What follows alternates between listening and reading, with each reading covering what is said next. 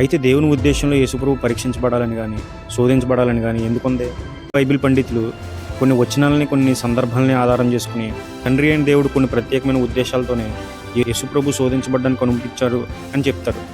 అందులో మొదటి ఉద్దేశం యేసుప్రభు తండ్రి యొక్క చిత్తానికి పరిపూర్ణంగా లోబడి అంటే విధేయత చూపించే కుమారుడిగా ఉన్నాడు అని ఈ లోకానికి చెప్పడానికి. ఇది పూర్తిగా మనకు అర్థం కావాలి అని అంటే మత్తయి సువార్త 3వ అధ్యాయం 4వ అధ్యాయాన్ని కలిపి చూడాలి. 3వ అధ్యాయంలో ఏం జరిగిందంటే యేసుప్రభుని దేవుడు కుమారుడిగా ప్రకటించాడు.